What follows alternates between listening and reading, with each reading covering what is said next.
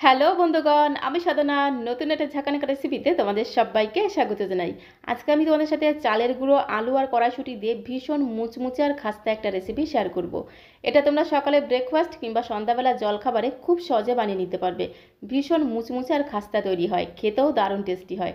তো তার জন্য গ্যাসের ফ্লেমটা অন করে দিয়ে একটা কড়াই বসিয়ে দিয়েছি। কড়াইতে দিয়ে দিলাম 2 কাপ পরিমাণে জল, আর জলের মধ্যে দুটো মিডিয়াম সাইজের আলুকে খোসা ছাড়িয়ে একদম ছোট্ট ছোট্ট পিস করে কেটে দিয়েছি। তার মধ্যে 100 গ্রাম কড়াইশুঁটি দিয়ে দিলাম আর পরিমাণ মতো একটু লবণ দিয়ে খুব সুন্দর করে ঘোটানাটা করে মিশিয়ে নিয়ে এবারে ধামা চাপা দিলাম। মানে ঢাকনাটা বন্ধ করে গ্যাসের ফ্লেমটা মিডিয়াম টু লোয়ে রেখে 3 থেকে 4 মিনিট সময় ধরে আলু কড়াইশুঁটিটাকে সেদ্ধ করে নিতে হবে। তো আলু আর কড়াইশুঁটিটা সেদ্ধ হতে থাক, আর এইদিকে দেখো অন্য একটা ওভেনে আমি একটা ননস্টিকের প্যান বসিয়ে দিয়েছি। প্যানের মধ্যে দিয়ে দিলাম 1.5 কাপ পরিমাণে জল। জলের মধ্যে দিয়ে দিলাম সামান্য পরিমাণে লবণ। তারপরে আবারও খুব সুন্দর করে খুন্তি দিয়ে একদম ঘোটানাটা করে লবণটাকে জলের সাথে মিশিয়ে নিতে হবে। তারপরে আমি এর মধ্যে দিয়ে দিচ্ছি 1.5 কাপ পরিমাণে চালের গুঁড়ো। 1.5 কাপ পরিমাণে আমি জল দিয়েছি, তার জন্য এর মধ্যে দিয়ে দিলাম 1.5 কাপ পরিমাণে চালের গুঁড়ো। এবারে খুন্তি দিয়ে খুব সুন্দর করে নেড়ে চেড়ে চালের গুঁড়োটাকে জলের সাথে মিশিয়ে নিতে হবে। মিশিয়ে একটা ডো আমাদের বানিয়ে নিতে হবে। আর এই সময় গ্যাসের ফ্লেমটা একদম লোতে রাখতে হবে। গ্যাসের ফ্লেমটা একদম লোতে রেখে 2 মিনিট সময় ধরে একটু ঘোটানাটা করলেই দেখবে চালের গুঁড়োর খুব সুন্দর একটা ডো কিন্তু তৈরি হয়ে যাবে। তো দেখো ডোটা কিন্তু একদমই তৈরি হয়ে গেছে। গ্যাসের ফ্লেমটা বন্ধ করে দিলাম। এখন এই ডোটাকে একটি প্লেটের মধ্যে আমি নামিয়ে নেব। তো দেখো ডোটাকে আমি প্লেটের মধ্যে নামিয়ে নিলাম। এখন এই ডোটাকে ধামা চাপা দেবো, মানে ঢাকনাটা বন্ধ করে ডোটাকে ঠান্ডা হতে দেবো। তো অবশ্যই কিন্তু ডোটাকে এইভাবে ধামা চাপা দিতে হবে, না হলে আবার ডোয়ের উপরটা শুকিয়ে যাবে। তো ডোটা ওদিকে ঠান্ডা হতে থাক, আর এদিকে দেখো 3 থেকে 4 মিনিট হয়ে গেছে। আলু আর কড়াইশুঁটিটাও কিন্তু খুব সুন্দরভাবে সেদ্ধ হয়ে গেছে, নরম হয়ে গেছে। জলটা এমনভাবে দিতে হবে যাতে জলটা এই আলু কড়াইশুঁটির সাথেই শুকিয়ে যায়, এক্সট্রা যেন জল না থাকে। তো দেখো আলুটা কিন্তু খুব সুন্দরভাবে সেদ্ধ হয়ে গেছে, সাথে সাথে কড়াইশুঁটিটাও খুব সুন্দরভাবে নরম হয়ে গেছে। এখন এই আলু আর কড়াইশুঁটিটাকে একটি প্লেটের মধ্যে আমি নামিয়ে নেব। এবারে গরম থাকা অবস্থায় আলু আর কড়াইশুঁটিটাকে খুব ভালো করে ম্যাশ করে নিতে হবে। তো এখানে আমি একটা ঝাঁঝরি হাতার সাহায্যে একদম ঝাঁকানাকা করে, মানে ঝটপট করে ম্যাশ করে নিচ্ছি। তোমাদের কাছে যদি ম্যাশার থাকে তোমরা অবশ্যই ম্যাশার দিয়ে একদম ঝাঁকানাকা করে ম্যাশ করে নেবে, যাতে এই আলু আর কড়াইশুঁটির মধ্যে কোনো বড় দলাভাব না থাকে। একটা কড়াইশুঁটিও যাতে গোটা না থাকে, প্রত্যেকটা কড়াইশুঁটিকে একদম ঝাঁকানাকা করে ম্যাশ করে নিতে হবে। তো দেখো আলু কড়াইশুঁটি খুব সুন্দর করে ম্যাশ করে নিয়েছি। তারপরে চলে আসলাম কড়াইয়ের কাছে। গ্যাসের ফ্লেমটা অন করে দিয়ে এখানে একটা কড়াই বসিয়ে দিয়েছি, আর কড়াইটা গরম হয়ে গেলে দিয়ে দিলাম 2 চামচ সরষের তেল।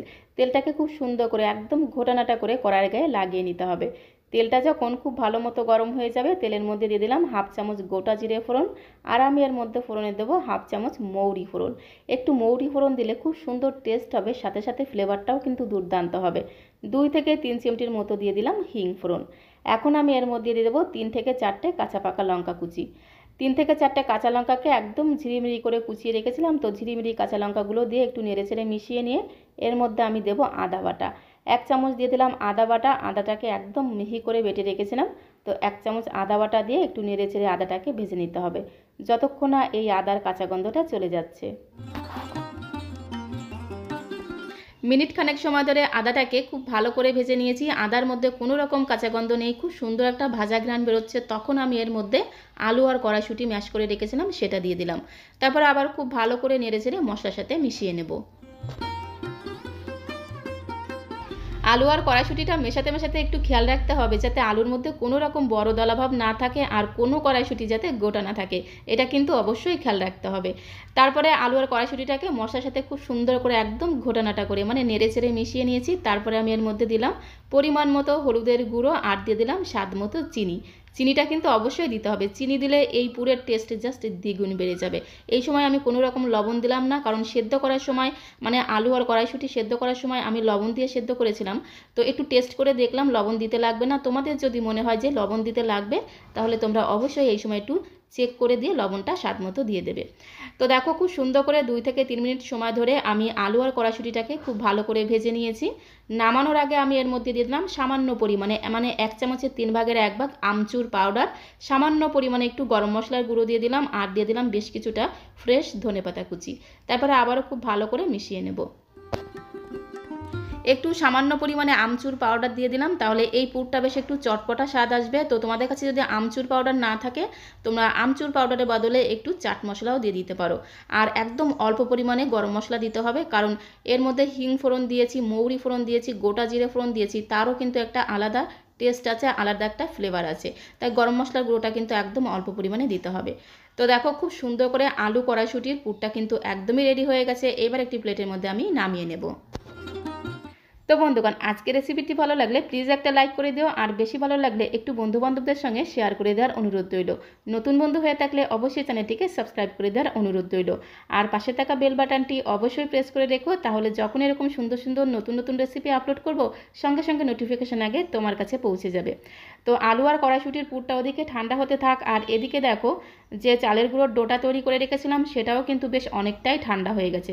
তবে পুরোপুরি কিন্তু ঠান্ডা করা যাবে না, একটু উষ্ণ গরম থাকা অবস্থায় হাত দিয়ে খুব সুন্দর করে একদম চেপে চেপে ঠেসে ঠেসে মেখে একটা ডো আমাদের বানিয়ে নিতে হবে, একটা স্মুথ ডো বানিয়ে নিতে হবে। মাখতে মাখতে যদি মনে হয় যে হাতের সাথে লেগে যাচ্ছে, থালাতে লেগে যাচ্ছে, তাহলে তোমরা একটু তেল দিয়েও মেখে নিতে পারো। তবে আমি কোনো রকম তেল দেবো না, আমি আরেকটু চালের গুঁড়ো দিয়ে মেখে নেব, তাহলে দেখবে আর তেল দেওয়ার প্রয়োজন হবে না। চালের গুঁড়ো দিয়ে আবারও খুব সুন্দর করে হাত দিয়ে চেপে চেপে ঠেসে ঠেসে মেখে নিতে হবে। আর এই ডোটা যতটা স্মুথ হবে এই নাস্তাগুলো কিন্তু ততটাই একদম খাস্তা তৈরি হবে। তো খুব সুন্দর করে দেখো একটু চালের গুঁড়ো দিয়ে মেখে নিয়েছি। এখন আমি এর থেকে ছোট ছোট করে লেচি কেটে নেব।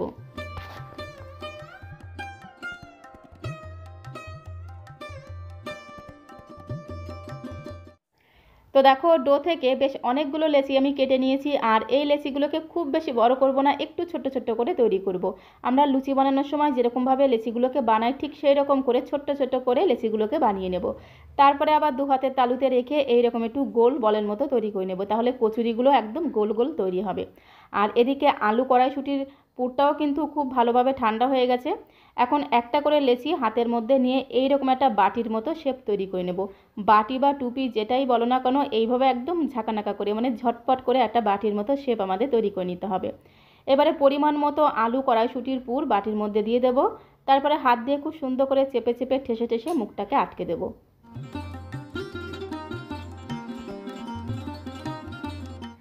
তো বন্ধুগণ, মুখটাকে আটকানোর সময় কোথাও যদি ফেটে যায়, ভেঙে যায়, তাতে কোনো সমস্যা নেই, সেই জায়গায় আরেকটু ডো দিয়ে খুব সুন্দর করে চেপে চেপে আটকে দিলেই দেখবে মুখটা খুব সুন্দরভাবে আটকে যাবে।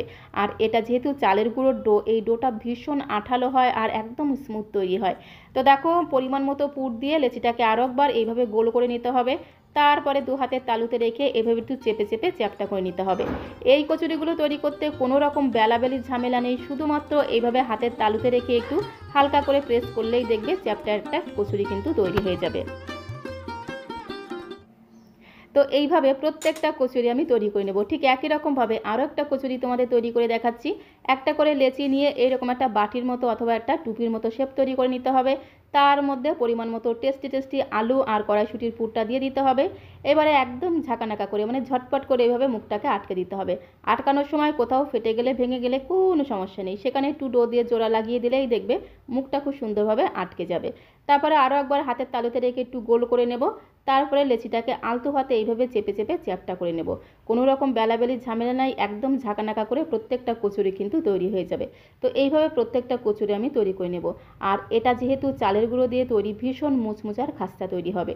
তো দেখো সবগুলো কচুরি আমি তৈরি করে নিয়েছি, এখন এগুলোকে ভেজে নিতে হবে। তার জন্য চলে আসলাম কড়াইয়ের কাছে।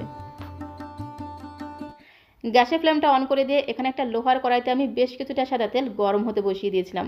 আর তেলটা যখন খুব ভালো মতো গরম হয়ে যাবে একবারে আমি দুটো করে কচুরি দিয়ে দিচ্ছি। তোমরা চাইলে কিন্তু তিনটে চারটেও দিতে পারো, তাতে কোনো সমস্যা নেই, কারণ এই কচুরিগুলো ফেটে যাওয়ার, ভেঙে যাওয়ার কোনো চান্স নেই। আর কচুরিগুলো তেলের মধ্যে দেওয়ার পরে অবশ্যই কিন্তু ঝটপট করে এইভাবে কচুরির উপরে একটু তেল ছিটিয়ে দিতে হবে, তাহলে দেখবে কচুরিগুলো খুব সুন্দর ফুলবে। গ্যাসের ফ্লেমটা মিডিয়ামে রেখে এপিট ওপিট উল্টে পাল্টে কচুরিগুলোকে এইরকম একটু লাল করে ভেজে নিতে হবে, তাহলে দেখবে এই কচুরিগুলো একদম মুচমুচে খাস্তা তৈরি হবে। তো দেখো এপিট ওপিট উল্টে পাল্টে গ্যাসের ফ্লেমটা মিডিয়ামে রেখে কচুরিগুলোকে এইভাবে ভেজে নিতে হবে। এইভাবে প্রত্যেকটা কচুরি আমি ভেজে নেব। তো প্রথম ব্যাচের দুটো কচুরি কিন্তু ভাজা হয়ে গেছে। কচুরিগুলোকে তেল থেকে তুলে এইভাবে একটু ঝাঁকুনি দিতে হবে, তাহলে কি হবে, কচুরির গায়ে যত তেল আছে সমস্ত তেলটা একদম ঝরঝর করে ঝরে যাবে।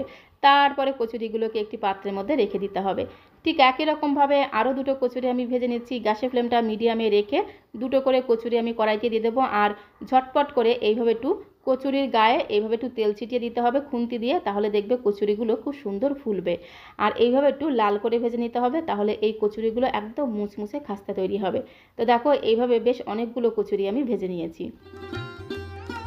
তো বন্ধুগণ, এইরকম মুচমুচে আর খাস্তা কচুরি তৈরি করতে লাগবে না কোনো আটা, লাগবে না কোনো ময়দা, শুধুমাত্র চালের গুঁড়ো, আলু আর কড়াইশুঁটি দিয়ে এই দুর্দান্ত স্বাদের খাস্তা কচুরিগুলো তোমরাও খুব সহজে বানিয়ে নিতে পারো। আর এটা যেহেতু চালের গুঁড়ো দিয়ে তৈরি, এটা কিন্তু গরম গরম খেতে বেশি ভালো লাগবে। তো অবশ্যই চেষ্টা করবে একদম গরম গরম ভেজে গরম গরম খেতে, তাহলে খেতে দারুণ লাগবে। সাথে আমি টমেটো সস দিয়ে সার্ভ করে দিলাম। তো একটি কচুরি তোমাদের ভেঙে দেখিয়ে দেবো, সাথে সাথে তোমাদের কাছে রিকোয়েস্ট করব, আজকের এই চালের গুঁড়ো, আলু আর কড়াইশুঁটি দিয়ে ইউনিক এই খাস্তা কচুরির রেসিপিটা তোমাদের কাছে কেমন লেগেছে অবশ্যই কমেন্ট বক্সে লিখে জানিও। ভালো লাগলে প্লিজ একটা লাইক করে পাশে থাকার অনুরোধ রইল। তো সবাইকে অসংখ্য অসংখ্য ধন্যবাদ।